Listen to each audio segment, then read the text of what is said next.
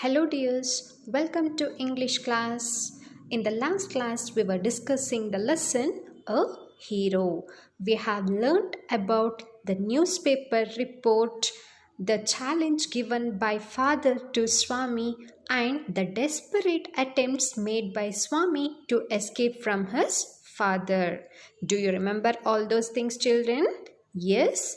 Shall we proceed with the lesson? Okay. Swami's father sat gloomily gazing at the newspaper on his lap. Swami rose silently and tiptoed to his bed in the passage. Granny was sitting up in her bed and remarked, "Boy, are you already feeling sleepy? Don't you want to hear a story?"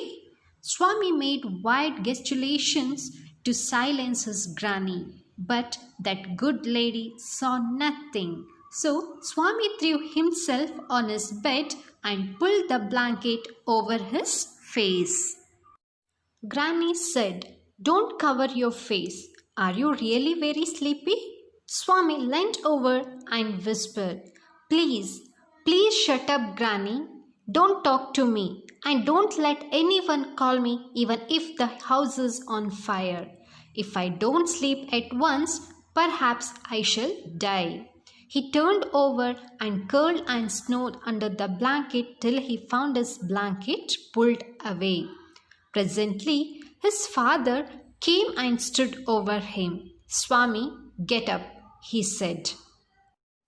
He looked like an apparition in the semi-darkness of the passage, which was lit by a cone of light from the hall. Swami stood and groaned as if in sleep. Father said, "Get up, Swami." Granny pleaded, "Why do you disturb him?" Children, you know how Swami changed the topic when his father told him to sleep in the office room, isn't it? He was talking about the cricket club. He told that he would sleep in the office room from next month and all, isn't it? Now, what did this boy do? He came to the passage silently and slept near grandmother and pretended to sleep.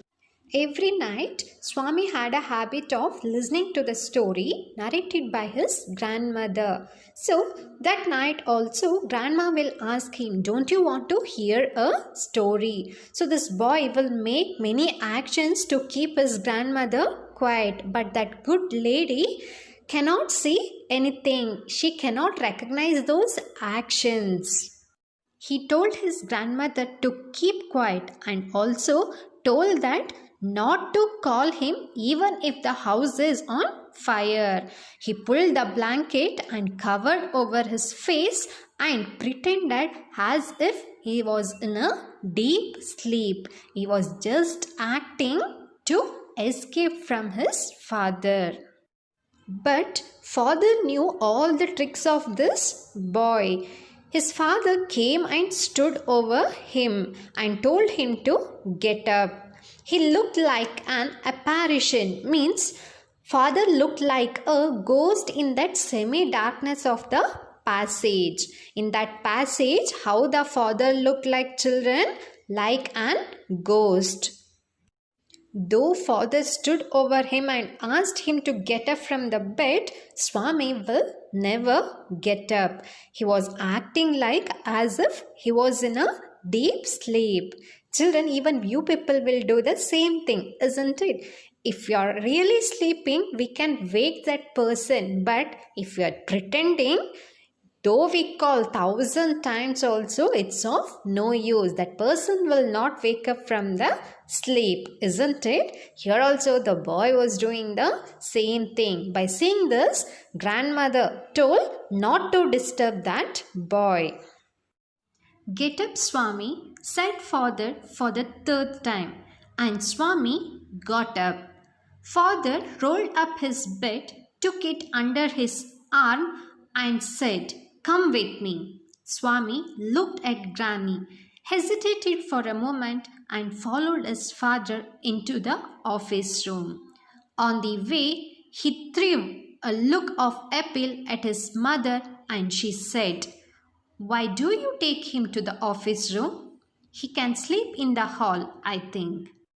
I don't think so, father said, and Swami slunk behind him with a bowed head. Let me sleep in the hall, father, Swami pleaded. Your office room is very dusty and there may be scorpions behind your law books. There are no scorpions, little fellow. Sleep on the bench if you like. Can I have a lamp burning in the room? No, you must learn not to be afraid of darkness. It is only a question of habit. You must cultivate good habits. Will you at least leave the door open? All right, but promise you won't roll up your bed and go to your granny's side at night. If you do it, I will make you the laughing stock of your school. This time, father strictly warned and took him to the office room. There also, he tried to escape from his father, telling that his office room was very dusty and there might be scorpions behind your law books. Their grandmother and mother also pleaded his father, but father set aside his mother's and grandmother's plea and made him sleep in the office room without light but with doors open. Swami felt cut off from humanity. He was pained and angry. He did not like the strain of cruelty he saw in his father's nature. He hated the newspaper for printing the tiger's story. He wished that the tiger had not spared the boy who didn't appear to be a boy after all but a monster. Swami made many excuses but had to sleep there. He felt much afraid and cursed the newspaper and wished the village boy might have been killed by the tiger. As the night advanced and the silence in the house deepened, his heart beat faster. He remembered all the stories of devils and ghosts he had heard in his life. How often his Chummani had seen the devil in the banyan tree at his street end. And what about poor Munisami's father who spat out blood because the devil near the river's edge slapped his cheek when he was returning home late one night? And so on and on his thoughts continued. He was faint with fear. A ray of light from the street lamp streamed in and cast shadows on the wall. Through the stillness, all kinds of noises reached his ears. The ticking of the clock, rustle of the trees, snoring sounds, and some vague night insects humming. He covered himself so completely that he could hardly breathe. Every moment he expected the devils to come up to carry him away. There was the instance of his old friend in the 4th class who suddenly disappeared and was said to have been carried off by a ghost to Siam or Nepal. Children, as the night advanced and the silence in the house deepened, Swami was feeling very scared. His heart started beating faster and faster. He remembered all the stories of the devils and ghosts he had heard in his life. Once his friend had seen the devil in the banyan tree at his street end, and one of his friend in the 4th class had disappeared suddenly and was said to have carried by a ghost, and a poor Munisami's father was slapped by the ghost. He was remembering all this when he was sleeping alone in the office room. He was faint with fear. There was absolute silence in the room. In spite of it, some noises reached Swami's ears. He could hear the sound of the ticking of the clock, rustle of trees, snoring sounds, and the humming sound of the night insects. Swami was afraid and covered himself completely that he could hardly breathe.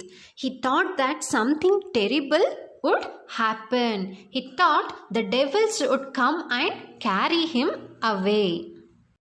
Swami hurriedly got up and spread his bed under the bench and crouched there. It seemed to be a much safer place, more compact and reassuring. He shut his eyes tight and encased himself in his blanket once again, and unknown to himself fell asleep, and in sleep was racked with nightmares. A tiger was chasing him. His feet stuck to the ground. He desperately tried to escape, but his feet would not move. The tiger was at his back, and he could hear its claws scratch the ground. Scratch, scratch, and then a loud thud. Swami tried to open his eyes, but his eyelids would not open, and the nightmare continued.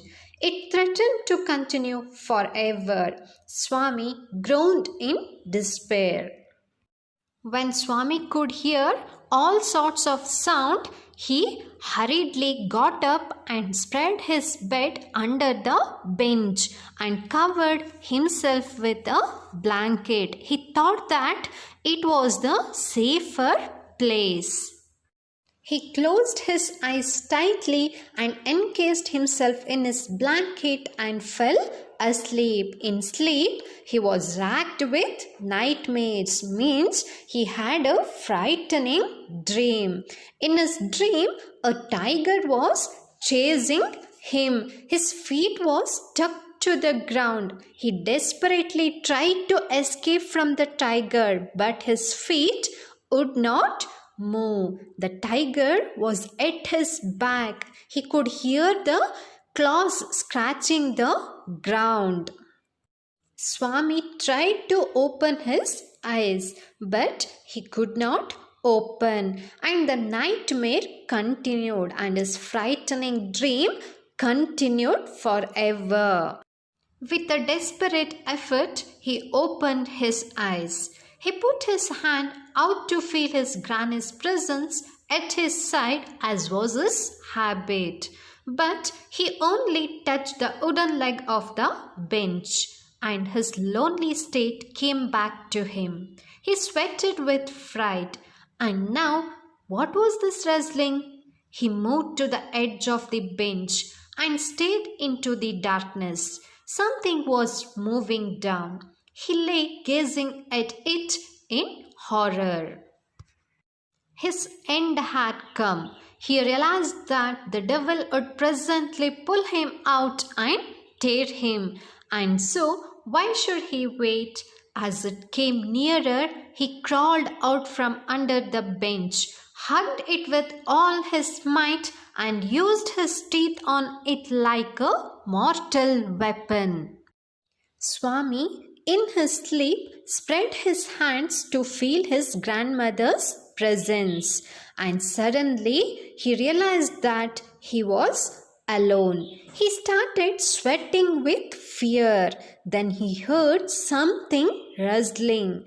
He tried to see in the darkness. Something was moving. He thought that his end had come. He thought that it was the devil and it would take him away. He thought his chapter would be closed. When it came nearer and nearer, he hugged with all his might and used his teeth like a mortal weapon and bit hardly. Ayyo! Something has bitten me, went forth an agonized thundering cry, and was followed by a heavy tumbling and falling amidst furniture.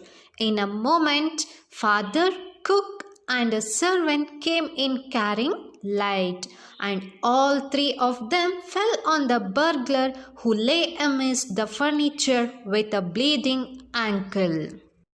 When Swami bit that moving creature hardly, it cried, "Ayyo, something has bitten me." Hearing the thunderous cry, Father, cook and servant came in and caught the housebreaker. He was none other than a notorious housebreaker. He was lying amidst the furniture with a bleeding ankle. Congratulations were showered on Swami next day. His classmates looked at him with respect and his teacher patted his back. The headmaster said that he was a true scout. Swami had bitten into the flesh of one of the most notorious housebreakers of the district, and the police were grateful to him for it. The inspector said, "Why don't you join the police when you're grown up?"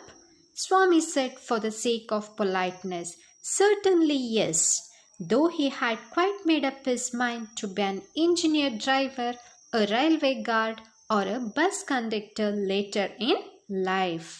Next day, everyone congratulated Swami for his courage. His classmates looked him with respect. Teachers and headmaster appreciated that he was a true scout. The police was grateful to Swami because he caught one of the most notorious housebreaker of that district. He was a notorious burglar of the district. So the police were grateful to him. Swami was asked to join the police when he grew up, but he had made up his mind to be an engineer driver, a railway guard, or a bus conductor. Swami was declared as a hero. He is honored for this great deed done unknowingly and accidentally. At last, what happened? Swami was declared as a hero. Like this, the event in the newspaper, the report in the newspaper took an unexpected turn in his life. When he returned home from the club that night, father asked, "Where is the boy?" "He is asleep already. He didn't have a wink of sleep the whole of last night," said his mother. "Where is he sleeping?" "In his usual place," mother said casually. "He went to bed at 7:30. "Sleeping beside his granny again?" Father said. "No wonder. He wanted to be asleep before I could return home. Clever boy." Mother lost her temper. "You let him sleep where he likes. You needn't risk his life again." Father mumbled as he went in to change. "All right, mollycoddle and spoil him as much as you like. Only don't blame me afterwards." Swami, following the whole conversation from under the blanket, felt tremendously relieved to hear that his father was giving him up. Next day, what this little boy will do? Before his father returned home from the club, he went beside his granny and pretended as if he was in a deep sleep. Father will return home and inquire, "Where is the boy?" His mother will reply that he is already asleep. By 7:30 itself, he has gone to sleep. By listening this, father will tell that he is a clever boy. No wonder he wanted to sleep before I could return home. By hearing this, mother lost her temper and said that let him sleep where he likes, not to risk his life again. Father mumbled as he went into change. He said, "Spoil him as much as you like. Do however you wish. Later you should not blame me." He said that not to blame him afterwards. Swami, following the whole conversation from under the blanket, felt relieved. He felt very happy that his father was giving him up.